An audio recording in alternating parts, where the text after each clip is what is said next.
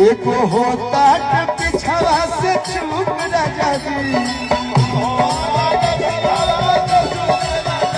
एक होता पिछवा से चूक राजा जी, लगाई दी छोलिया के हुक राजा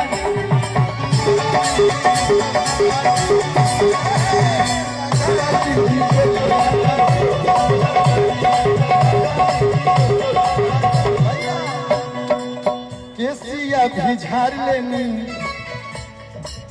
पेन्हिले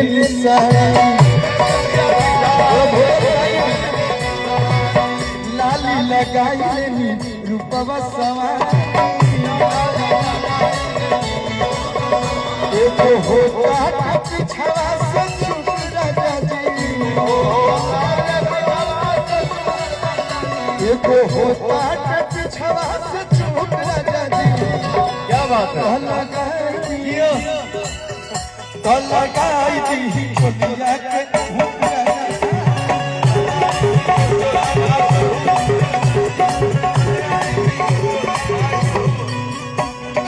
और एक लाइन हम गाना चाहेंगे। जैसन सोचले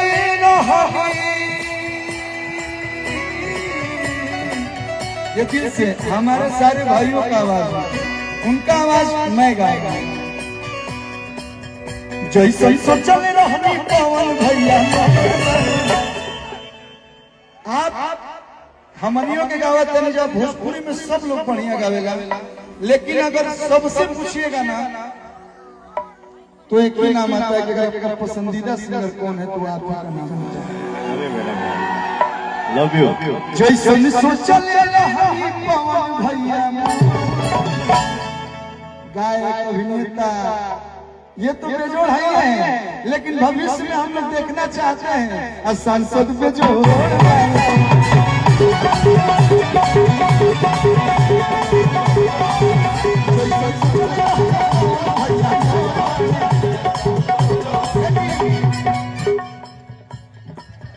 तनिका पातर तनिका छोरहर थोरे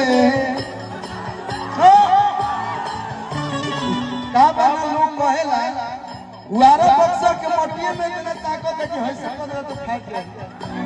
अरे वारा जिला पे गीत बोले नहीं, हम अपने को बक्सा जिला पे बोले मैंने एक लाइन सुनाई, लेकिन एक गीत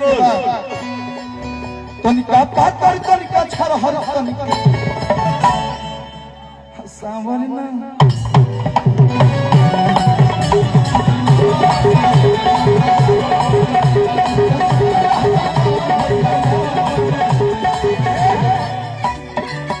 और एक लाइन हम बक्सा जिला पे बोले नहीं भैया, एक लाइन गाऊंगा अभी भैया, अपना घर थोड़ा ज्यादा गाओ जाओ। नचोया गवा नहीं तो, नचोया गवा नहीं तो टंगाले हम होई बखरा जिला बक्सा, नचोया गवा नहीं तो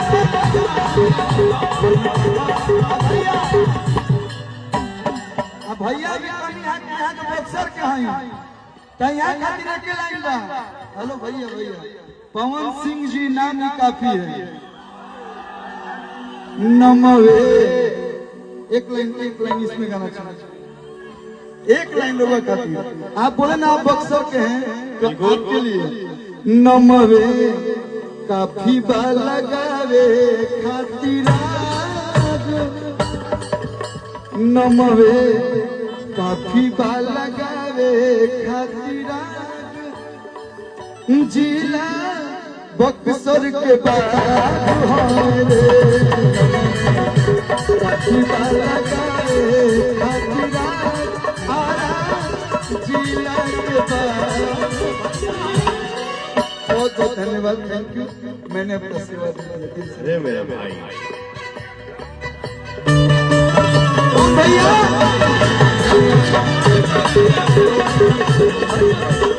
कौन भैया?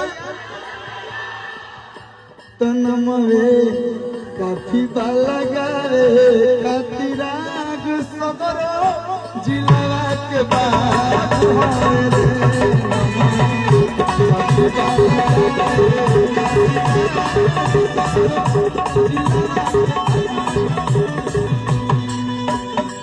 बहुत बहुत धन्यवाद, दिल से बहुत बहुत शुक्रिया।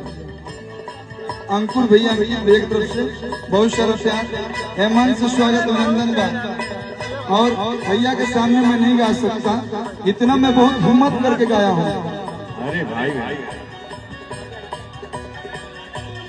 अंकुर भैया, अंकित भैया की तरफ से सब कलाकार के इतना सारा प्यार मिल रहा बा, वो खातिर दिल से धन्यवाद भैया। हम परिवार एकदम खुश रही जा, हंसते रही जा, और क्या चाहिए।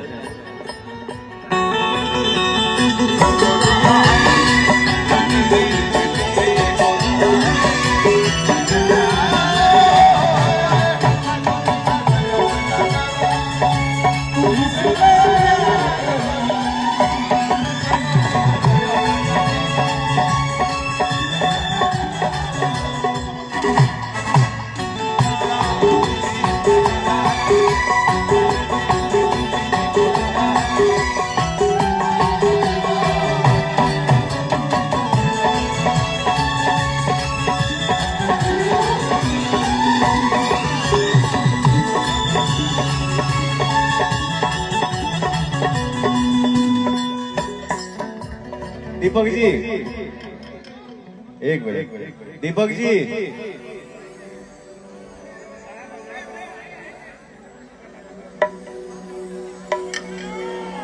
वो लगवा दीजिए गाना।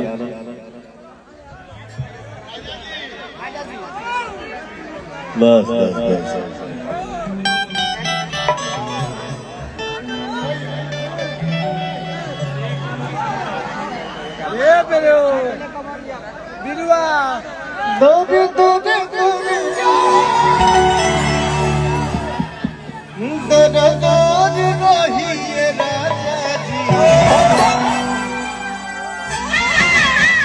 अरे हितावा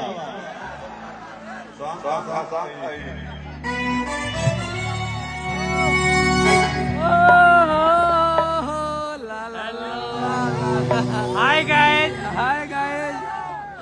क्या नाम है आपका? यहाँ कीर्ति जी का, एक सेकंड रुके, कौन बजा होता है गाना?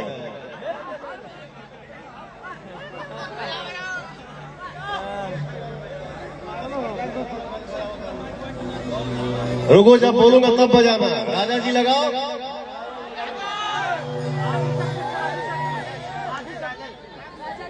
यहाँ ना कृति जी का मोबाइल गिर गया है, तो अगर किसी के हाथ में तो प्लीज इनका मोबाइल दे दीजिए। ओप्पो का, हम इंग्लिश ना जानी लगे बगली। ओप्पो के मोबाइल दे राजा भैया, अगर क्यों तो मिला लोग हो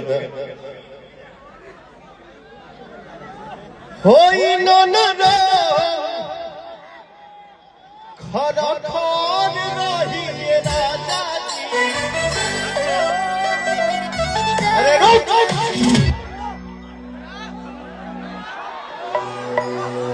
कि पुतरे कमरिया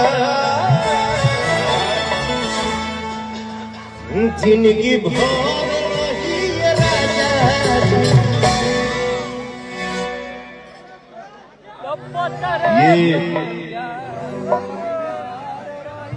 ये लड़की गोरखपुर से है, इनका नाम आस्था सिंह है। मेरे साथ पहला गाना कौन सा किए थे? छठ का सैड सॉन्ग।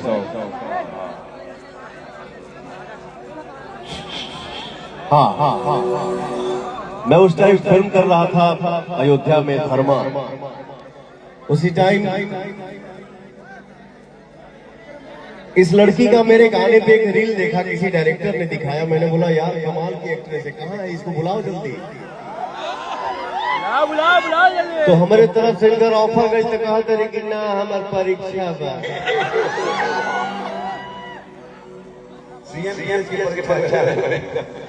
मत बोलो यार, बहन लगेगी। एकदम घृणित कर दिए फालतू बात नहीं, मजाक नहीं, सिस्टर से मजाक नहीं।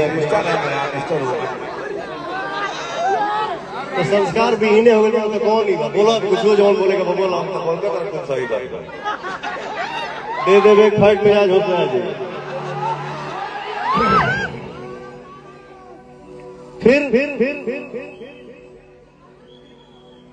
मैंने भी सोच लिया था कि इस लड़की को काम कराऊंगा तो कराऊंगा, क्योंकि ऐसे एक्ट्रेस का हमारे इंडस्ट्री में तलाश है, खोज है।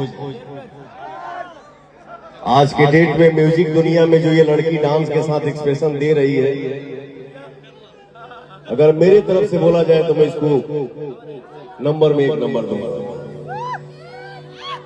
छठ का गाना की, फिर मेरे साथ लोकगीत की, सुपरहिट हो गया। इसके बाद पवन सिंह और आस्था सिंह का एक फिल्म आ रहा है जिस फिल्म का नाम है सूर्यवंशम। अगले महीना में हम लोगों का दूसरा फिल्म शूट होने जा रहा है जिस फिल्म का नाम है मोहरा। तो ये अपने मेहनत से आज की डेट में आप सबके दिलों पे राज कर रही हैं। इनको और आशीर्वाद दीजिए कि और तरक्की करें। बजाओ रे बेटा।